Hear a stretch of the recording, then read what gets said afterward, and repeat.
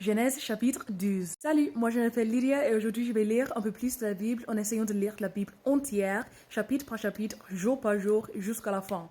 Aujourd'hui je vais me concentrer sur Genèse chapitre 12. Alors allons-y. On commence l'histoire d'Abraham. Dieu dit à Abraham de quitter son pays. Le Seigneur dit à Abraham, quitte ton pays, ta famille et la maison de ton père.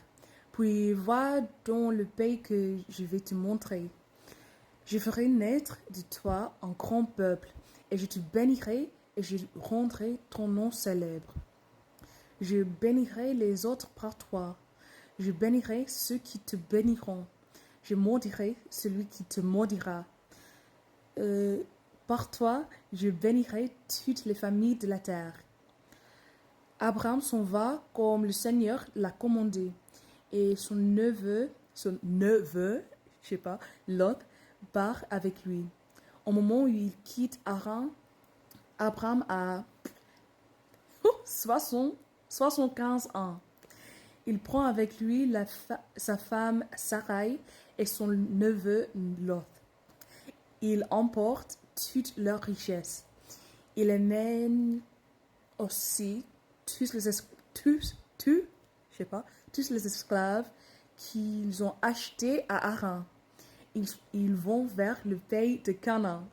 Abraham en Canaan, puis en Égypte. Il arrive donc en Canaan. Abraham traverse le pays jusqu'au grand arbre sacré de Morée à Sichem. À cette époque, les Cananéens habitent le pays. Le Seigneur se montre à Abraham et il lui dit, « Je donnerai ce pays à tes enfants et aux enfants de leurs enfants. » À cet endroit, Abraham construit un autel pour le Seigneur qui s'est montré à lui. De là, il va dans une région de montagne, à l'est de Bethel. Il dresse sa tente entre Bethel à l'ouest et Haï à l'est. Là, il construit un autre autel pour le Seigneur et il prie Dieu en l'appelant Seigneur. Puis, en plusieurs étapes, Abraham va vers le sud de Canaan. Il y a une famine dans le pays. Abraham va en Égypte pour y rester. En effet, la famine est grande.